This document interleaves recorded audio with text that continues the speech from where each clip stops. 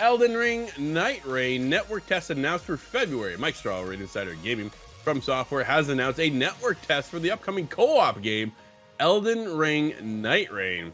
The test will begin in February, but signups will begin a bit sooner.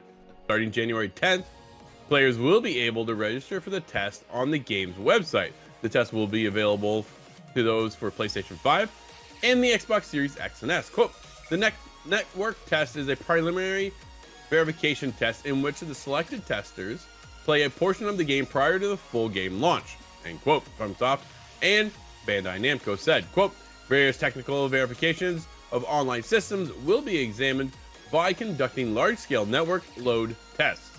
End quote. I like this, Michael. They don't want the game to crash.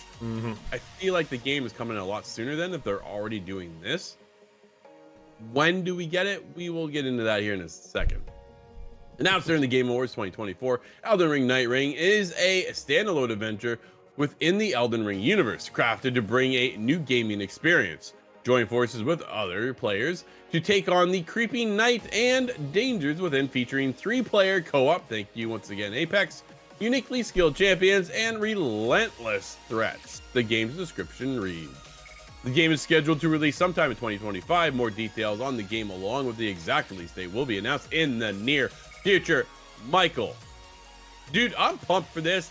Elden Ring I jumped into. Yes, you can get co-op, but this is meant for like this just seems different to me.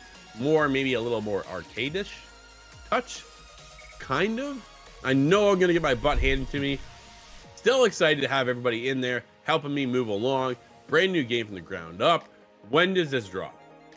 I mean, I think this is one of the games that has fallen into the where you want to wait and see what Rockstar does, what 2K does with their game, right? Because yes, we have GTA 6, Borderlands 4 is there as well.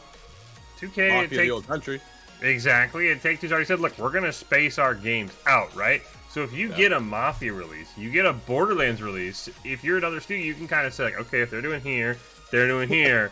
You can kind of piece together when GTA is going to come out, right? I think that Elden Ring falls into that category. They're like, all right, we want to make sure, don't want to probably get with Mafia, don't want to be on top of Borderlands 4, obviously don't want to be anywhere near GTA. As you said, right, the fact that we're going to get network tests on January, or in February, right, sign up on January 10th, probably means we're looking at like April, May, I assume, if everything goes well. But again, I think they're Take-Two and 2K basically own 2025, right? Everyone has to build around their schedule, and I think until we get a Mafia release date, until we get a Borderlands release date, until we get maybe a GTA release date, I don't think anybody else really wants to commit to anything besides early 2025, mid 2025, late 2025, because that gives them the flexibility to adapt to what Take-Two has in store. So, balls in your court, Take-Two. You control when every game comes out in 2025.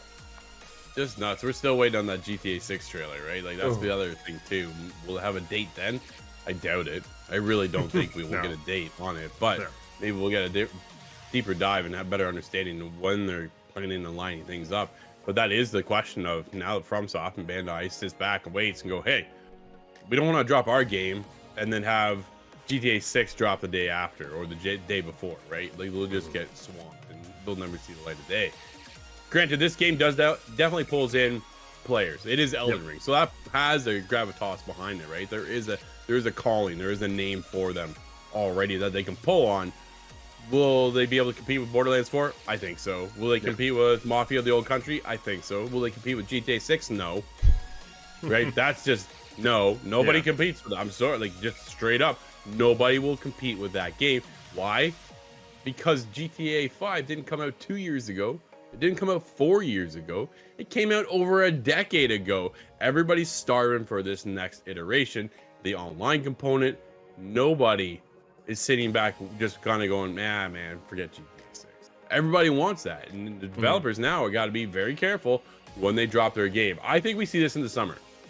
I think they're kind of lining up. I think Mafia: The Old Country comes out in the summertime. And I think they will be just fine to go up against that.